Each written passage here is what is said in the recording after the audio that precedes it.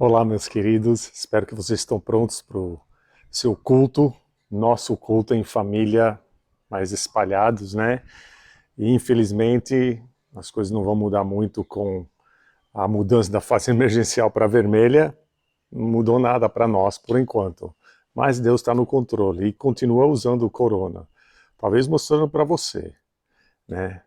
O quanto você precisa se empenhar para não deixar o desânimo te dominar, porque não tem razão para isso quando a gente lembra que Deus está no trono, né? Mas essa não é a pregação, né? Mas temos que lembrar disso. Tendo que está se estendendo esse tempo do corona, né? Por mais e mais meses, revela mais sobre nossos corações, né? Talvez você estava falando, eu aguento, até 3 meses atrás. Mas Deus está falando.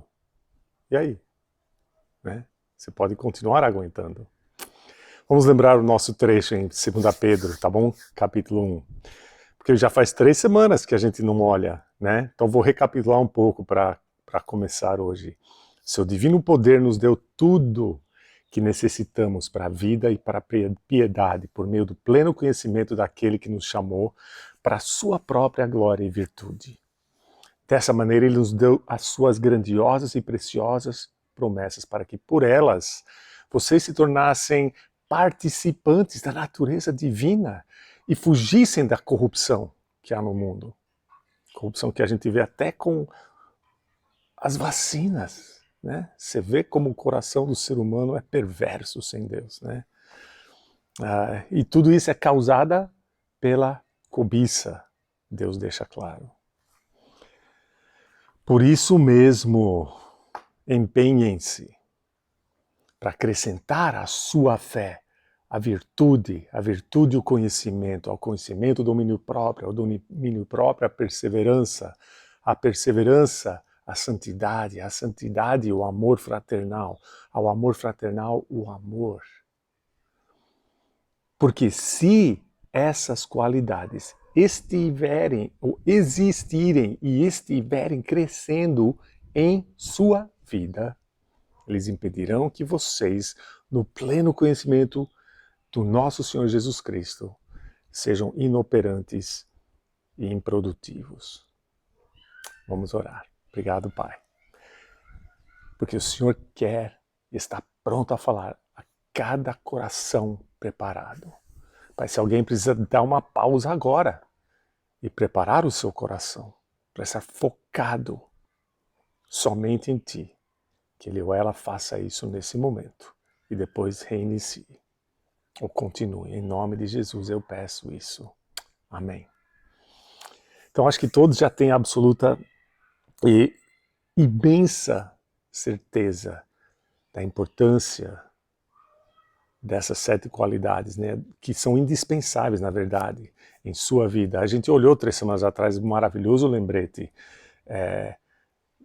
de Deus como aquele que nos protege, nos cerca, né? Quando ele fala que essas qualidades impedirão, né? Deus age por nós. Eu acho que não tem tempo melhor do que agora de nos lembrarmos disso, né? E eu terminei com aquela ilustração sobre os meus menininhos na época, eu com a camiseta de um cara forte, e eles achando que era eu, né? Um lembrete que todos nós precisamos, né? E eu finalizei falando, quando você chega ao fim da picada, quando você fala eu não aguento mais e chora e clama a Deus, aí sim, ele fala, finalmente, agora sim, eu posso fazer o que eu tenho desejado fazer há tanto tempo, né? Eu posso mostrar quem eu sou para você. Ele flexiona seu músculo e beija, e ele olha para você.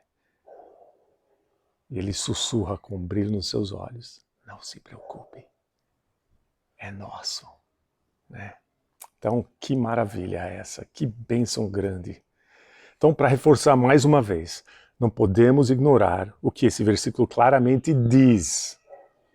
Elas impedirão. Elas o quê? as próprias 7 qualidades que a gente vem estudando. Por si próprias, se você está as desenvolvendo em sua vida, são a sua proteção. Elas mesmas, essas coisas. Que vocês talvez estão cansados de ouvir eu repetir, né? Mas são elas. Por isso são tão importantes para Deus, que Ele fala não apenas para as adquirirmos, mas para termos certeza que estão crescendo em nós. São elas que vão impedir que as piores coisas aconteçam em nossas vidas espirituais, né? E como é que elas crescem? Elas crescem através de você usá-las. Não são passivas, são ativas. Precisam ser usadas. É assim que vão desenvolver cada vez mais. Literalmente trabalham por você, agem em seu favor. E vão ser uma bênção para você ao impedirem que a sua vida seja um mau testemunho. E cabe a você as usar cada vez mais. O conhecimento, dominando a si mesmo, perseverando, amando, todas elas, né? Como peças indispensáveis para o seu crescimento, o seu amadurecimento espiritual. Use o desejo de querer desenvolver a sua salvação. Use o conhecimento. Use o domínio próprio. Use. Mais uma vez, não esqueça que é por causa de usar essas qualidades e elas continuarem a crescer que você vai ter proteção. Mas antes de estudarmos do que especificamente essas 7 qualidades vão nos proteger, temos que mais uma vez enxergar em detalhe e cuidadosamente o texto, tá? Porque temos que primeiro ver o que diz para não interpretarmos erradamente, né? E aplicarmos então erradamente. Eu chamei a nossa atenção faz um tempinho já para a mudança do plural para o singular, naquela frase, em sua vida, né? E falei que como se no meio da mensagem o pastor está olhando todo mundo e de repente olha só para você, né? Você sente que ele está olhando para você, né? E enfatiza aquelas 3 palavras, em sua vida, né? E quero que você preste atenção, vou ler aqui, tá? Porque se essas qualidades existirem e estiverem crescendo em sua vida, elas impedirão que vocês... Percebeu? Crescendo em sua vida, impedirão que vocês... O princípio que essa colocação enfatiza é central. E qualquer cristão ou igreja que ignorar isso vai sofrer muito mais do que Deus quer ou gostaria.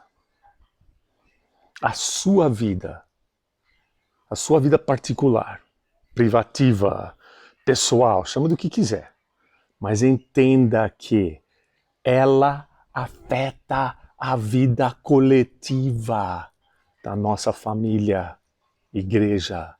Ela afeta. Por isso que ele faz de propósito esse parênteses pequeno, que ele estava no plural. Ele vai para o singular, ele volta para o plural. Não é por acaso, é proposital e é importante. Eu sei que isso não é uma novidade bombástica, né? Todos nós sabemos disso. Quando um membro sofre, todos sofrem com ele, né? Como é que um membro pode dizer para o outro, eu não preciso de você? Infelizmente, mesmo assim, pessoas falam isso direto, ou pelo menos pensam, né?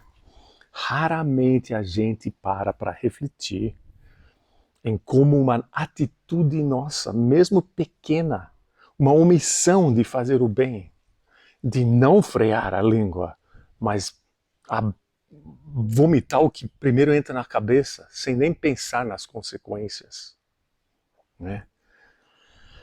De não servir ou ajudar, ou de criticar, de não nos empenhar em nosso crescimento pessoal, espiritual, e muito mais, isso danifica os outros e causa danos diretos e também consequências indiretas. Por isso Deus deixa muito claro em vários lugares na palavra, e algumas delas diretamente, que uma das coisas que ele mais odeia é a língua mentirosa. A pessoa que semeia discórdia entre os irmãos, que causa rixas e divisão. Aí a gente ainda vai olhar em detalhe a segunda parte desse versículo, então não quero me adiantar demais, mas eu preciso inserir umas perguntas aqui, que menos e menos, ou talvez nunca, a gente faz para nós mesmos, né? Será que a falta de eu desenvolver essas 7 qualidades em minha vida está causando ou contribuindo para a falta de fruto verdadeiro, de conversões e o impacto que Deus quer que a nossa igreja tenha? Muito importante isso. A verdade nua e crua é que muito mais comumente a gente ouve na igreja e é muito mais fácil a prática errada e antibíblica de apontar o dedo e achar ruim isso ou aquilo, dizendo que a nossa igreja não está frutificando ou operando corretamente porque fulano de tal não faz isso, né? Aquela pessoa quer controlar tudo, a liderança está por fora, o grupo de louvor faz tudo errado, e etc, etc, etc. Críticas, né? É assim que a gente deveria pensar?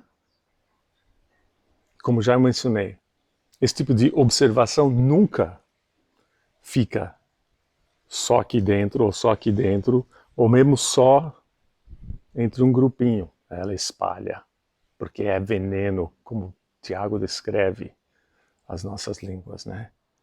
Vai se alastrando como um fogo.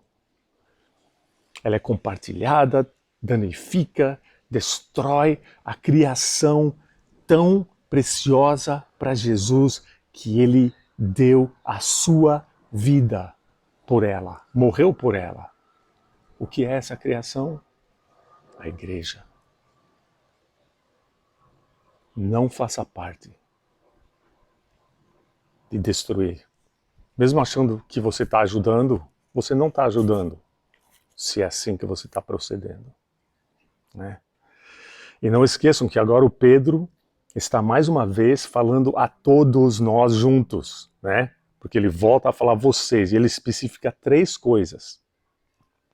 Ele especifica primeiramente que automaticamente uma coisa acontece quando a gente se empenha a longo prazo para essas coisas crescerem em nossas vidas.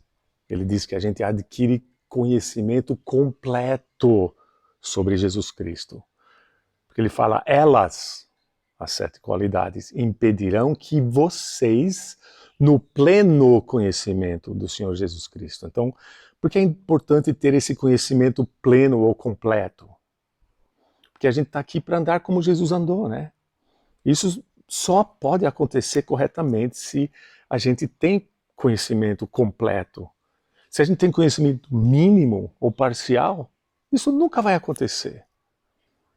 E é claro que jamais houve ou haverá alguém que conhece cada detalhe de Jesus por completo, mas quão melhor o conhecemos, melhor iremos o imitar. Mais semelhante ao andar dele será o nosso andar. Eu consigo imitar muito bem a Jen. Por quê? Convivência, intimidade, tempo juntos. Com Jesus Cristo não vai ser diferente. A relação é direta, como eu já afirmei muitas vezes. Você não pode nem afirmar que você ama Jesus Cristo se você não ama a palavra dele. Então, se precisa ser despertado, acorde, né? E a segunda e a terceira afirmações de Pedro, agora no final do versículo, vão juntas. Ele fala, elas impedirão que vocês sejam inoperantes e improdutivos. Então, do que a gente vai ser protegido se de verdade essas 7 qualidades estão cada vez mais presentes em nossas vidas? Da falta de 2 coisas: da falta de operar e da falta de produzir. Inoperante, primeiro. Essa palavra também poderia ser traduzida ineficaz, inútil, inativo, inerte. Para mim, isso já é motivação de fazer alguma coisa em desenvolver essas 7 qualidades, né? Porque eu não quero isso como descrição minha. Eu preciso me empenhar, né? Já pensou ser descrito dessa forma? Por Deus? Tomei a liberdade de adaptar a famosa conversa de Deus e Satanás com respeito a Jó da seguinte forma: imaginem comigo, Satanás está lá prestando contas a Deus, ele fala: eu vi o seu servo, pastor Davi. Aí Deus diz: ah, sim, e aí? E o inimigo responde: nossa, Deus, você não tem vergonha não? De acordo com a sua palavra, ele parece um defunto ambulante, um zumbi espiritual. Ele é completamente inútil, ele é ineficaz, inativo, inerte. Que desperdício. Pesado, né? Mas eu estou determinado que eles nunca vão ter uma conversa desse tipo sobre mim. Como? Porque eu estou decidido que todo dia, se sinto ou não vontade, eu vou continuar a me empenhar para acrescentar a minha fé à virtude. À virtude o conhecimento. Ao conhecimento o domínio próprio. Ao domínio próprio a perseverança. À perseverança a santidade. A essa santidade o amor para com os irmãos. E a esse o amor para com todos os outros. Segunda característica, improdutivo, né? Pode também ser traduzido infrutífero. E a gente falou sobre isso uns 2 meses atrás, um pouquinho. Existem muitos trechos que falam sobre fruto, e existem muitos frutos diferentes também, que devem fazer parte das nossas vidas. Vamos olhar apenas um, provavelmente o mais conhecido de todos. E não vamos passar muito tempo, mas vai servir de exemplo hoje. Fazer umas perguntas para você. Você ama como você gostaria? Você tem alegria, mesmo em meio aos desafios inesperados, como o coronavírus, que parece nunca iria embora? Tem alegria? E paz? Você tem paz? Sua paz é visível aos outros? Ela ajuda na paz de todo o seu lar? Ou desaparece rapidinho? E paciência? Tem uma falta de paciência na sua vida? Mas o fruto do amor, o fruto do Espírito é amor, alegria, paz, paciência e mais outras coisas. Mas fiz essas perguntas de propósito sobre essas partes do fruto do Espírito para a gente perceber, devem fazer parte. Como é que eu não vou ser infrutífero ou improdutivo? Desenvolvendo essas 7 qualidades e elas estarem crescendo cada vez mais. Não sou eu que estou falando isso. É a palavra de Deus. Não ter fruto em sua vida não é apenas somente um testemunho horrível, mas é uma maneira bastante arriscada de viver como cristão, porque Deus disciplina os que ama. E é Ele que exige fruto de nós. E Ele tem todo o direito, pelo preço que Ele pagou, para nos comprar para si.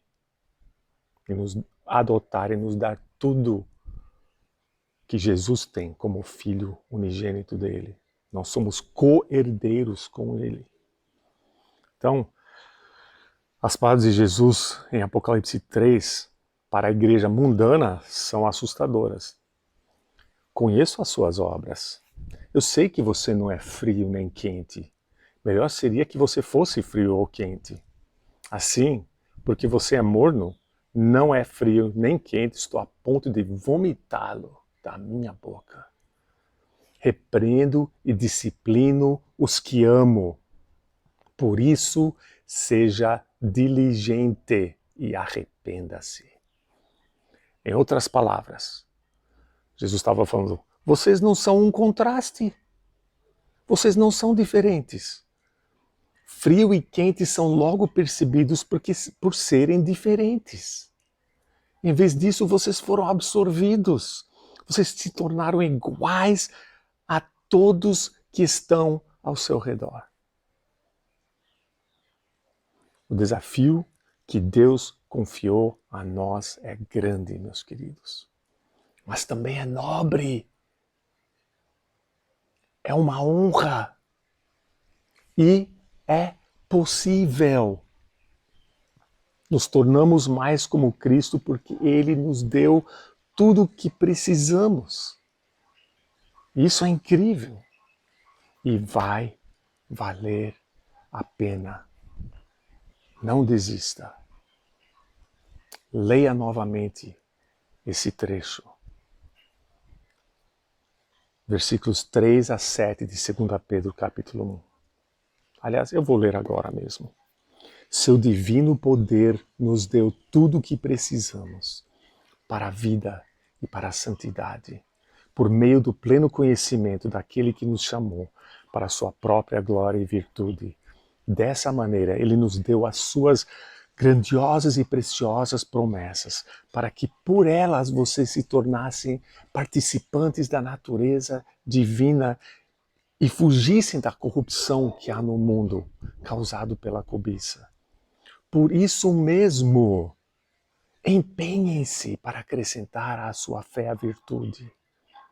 À virtude o conhecimento, ao conhecimento o domínio próprio, ao domínio próprio a perseverança a santidade, o amor para com os irmãos. E a esse amor, o amor de Deus sacrificial.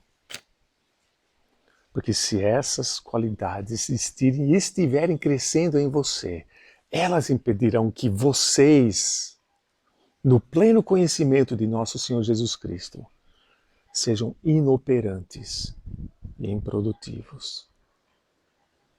E tem muitos outros tesouros nos versículos seguintes que nós também vamos descobrir, tá? Mas vou terminar com a versão pastor do versículo 8. Se vocês têm buscado desenvolver essas 7 qualidades e está as usando cada vez mais, você vai aprender mais e mais sobre como Jesus andou para poder imitá-lo, sendo útil, eficaz, produtivo, frutífero. E tudo isso, claro, para a glória de Deus, né? Então pause e reflita, né, no que você precisa continuar a se empenhar. Obviamente as 7 qualidades têm igual importância, mas algumas delas só vão acontecer como devem nessa construção da nossa salvação, conforme as outras estão sendo desenvolvidas também. Então, lembre-se disso. Continue continuando. Porque o braço forte de Deus é nosso. E Ele é por nós. Obrigado, amado Pai. Que bênção incrível é sabermos que temos tudo que necessitamos para andarmos como Jesus andou. Então que a gente possa nunca desistir de nos empenharmos, porque o Espírito Santo está em nós, até nos capacitando para nos empenhar. Que a gente nunca desista, lembrando o alto preço que foi pago, o sacrifício supremo de Jesus para a sua igreja. Ele deu a si mesmo por ela, para santificá-la para si mesmo. E é isso que tudo isso deve fazer em nós. Nos separar cada vez mais desse mundo corrupto, para as pessoas verem Jesus em nós e através de nós. que essa semana possamos ser mais sensíveis do que a semana passada. Nossas línguas mais gentis, nossos pensamentos mais voltados a Ti, puros. Nosso dinheiro melhor usado para Ti, em generosidade. Que as pessoas vejam Jesus em nós. Obrigado, Pai. Te amamos. Em nome dele, nosso Salvador. Amém. Deus abençoe vocês, amados. Tchau.